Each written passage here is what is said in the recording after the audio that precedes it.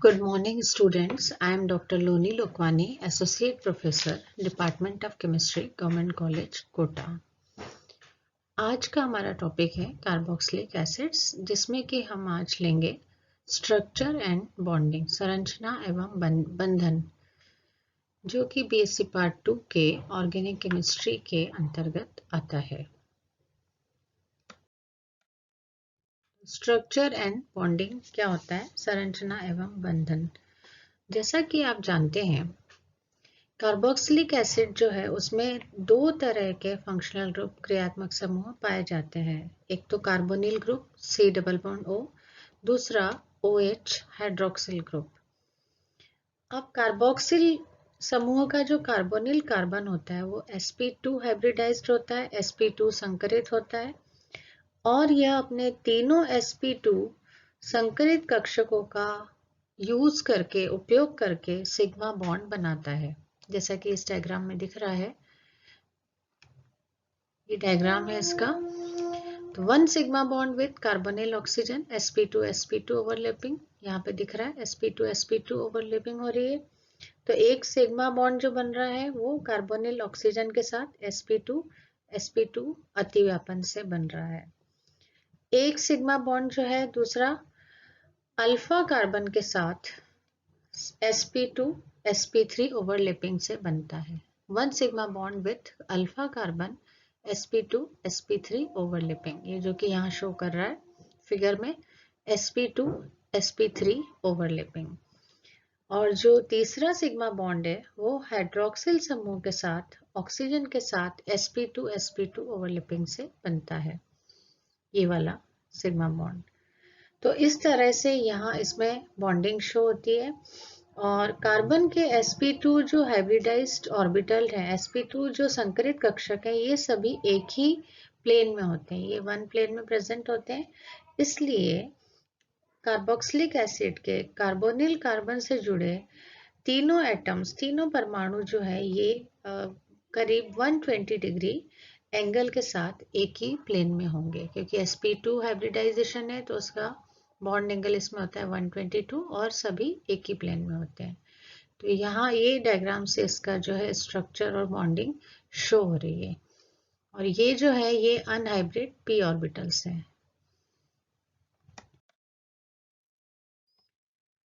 जो कि जैसे हमने पहले बताया ये अनहाइब्रिड p ऑर्बिटल्स हैं। The carbonyl oxygen is also sp2 hybridized. One of its sp2 hybridized orbital forms sigma bond with sp2 hybrid orbital of carbonyl carbon, and other two sp2 hybrid orbitals each contains a pair of non-bonded electrons, lone pair होता है, non bonded electrons होते हैं। The remaining unhybrid p orbital of carbonyl oxygen overlaps with the remaining unhybrid p orbitals of carbonyl carbon to form pi bond as follows. तो ये p orbital unhybrid जो होते हैं वो pi बॉन्ड जो है बनाते हैं, जो कि ये फिगर में शो हो रहा है, अनहाइब्रिड p ऑर्बिटल्स।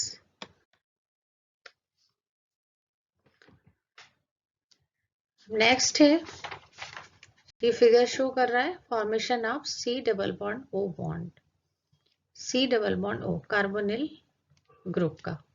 जैसे यहाँ कार्बन है, ये ऑक्सीजन है, इसके बीच ये डबल बॉन्ड है, पाई बॉन्ड बन रहा है। पाई बॉन्ड आप जानते हैं क्या होता है?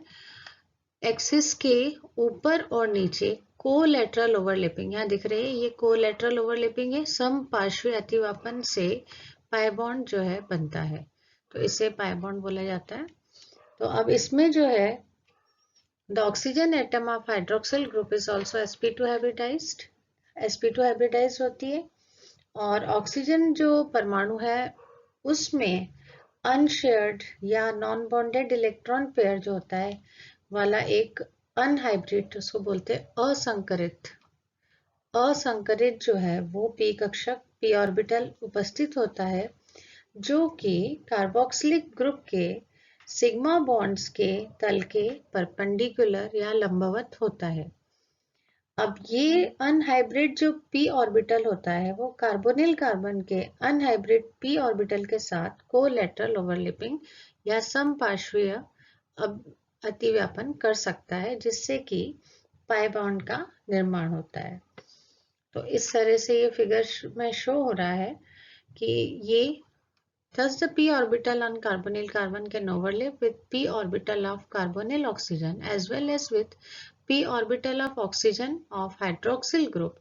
The combination of 3p orbital results in the formation of 3 centered bonds.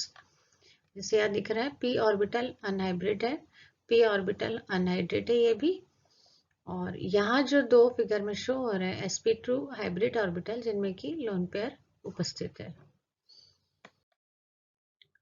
ये फिगर भी शो कर रहा है pi molecular orbital with 4 electrons. Therefore, 4 electrons are delocalized over 3 atoms with excess of electron density on oxygen atom. अब यहाँ पर जो है delocalization of pi electron show हो रहा है, 3 centered pi molecular orbital यहाँ दिख रहे हैं इस फिगर में। तो इस तरह से ये pi bond बन रहा है और यहाँ भी पाई बॉन्ड बनता है। Pair of non bonded electron से ये वाले, ये पाई bonded pair of non bonded electron से, और ये जो दो ऑर्बिटल है sp2 हाइब्रिड ऑर्बिटल्स में जिनमें की लोन पेयर प्रेजेंट है।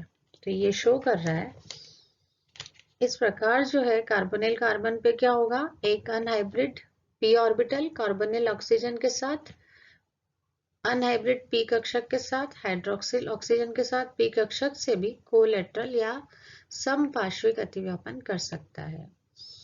तो इस तरह से जो होगा, इन ओवरलैपिंग से 4 इलेक्ट्रॉन युक्त जो है सेंटर्ड या त्रिकेंद्रीय पाई मॉलिक्यूलर ऑर्बिटल का निर्माण होता है। इसे हिंदी में बोलेंगे त्रिकेंद्रीय पाई मॉलिक्यूलर ऑर्बिटल। अतः ये जो है 4 इलेक्ट्रॉन जो है तीनों परमाणु पर डीलोकलाइज्ड, जिसको बोलते हैं विस्थानीकृत हो जाते हैं, और इलेक्ट्रॉन डेंसिटी जो है अधिक होती है वो ऑक्सीजन परमाणु पर होती है। एक्सेस में जो है इलेक्ट्रॉन घनत्व वो पाया जाता है।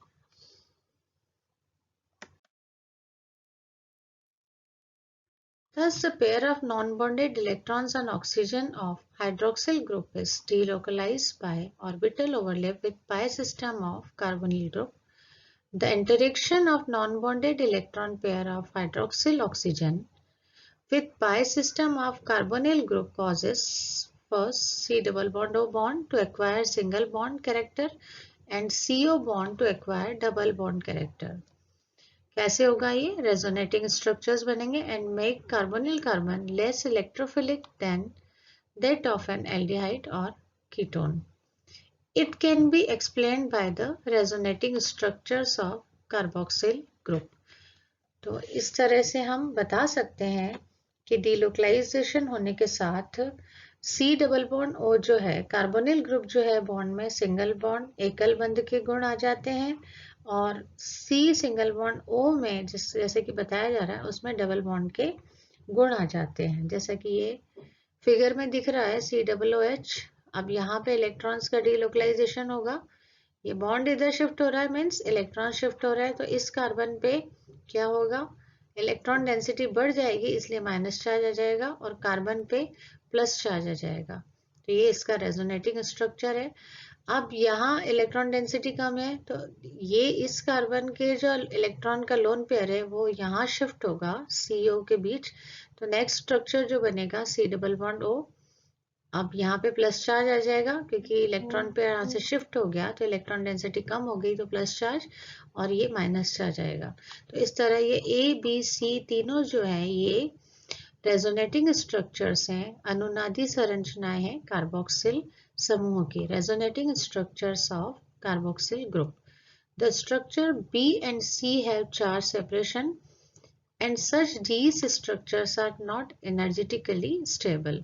Therefore, the resonating structures B and C are not of much significance and contribute very little to the actual structure of carboxyl group.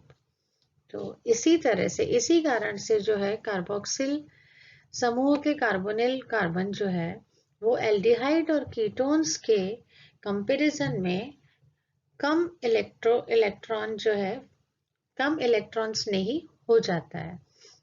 ये इसको हम इनकी अनुनादी संरचना या रेजोनेटिंग स्ट्रक्चर से इस फिगर द्वारा, इस स्ट्रक्चर्स द्वारा समझा सकते हैं। और दूसरा जो आवेश पृथक्करण बी और सी में है, इस कारण इनका स्थायित्व कम होता है, स्टेबिलिटी कम हो जाती है, और इसीलिए जो ये अनुनादी संरचनाएं बी और सी है, इनका इम्पोर्टेंस ज़्यादा नहीं होता, मीन्स कम महत्व की संरचनाएं हैं। और कार्बोक्सिलिक समूह की वास्तविक संरचना में, जो कि ये वाली है ए वाली, तो कार्बोक्सिलिक समूह की वास्तविक संरचना में इनका बहुत कम योगदान होता है। तो इस तरह से हम देख सकते हैं कि किस तरह से कार्बोक्सिलिक एसिड में उसकी संरचना एवं बंधन होता है, क्योंकि दो तरह के ग्रुप्स पाए जाते हैं फंक्शनल, कार्बोनिल और हाइड्रोक्सिल। Thank you.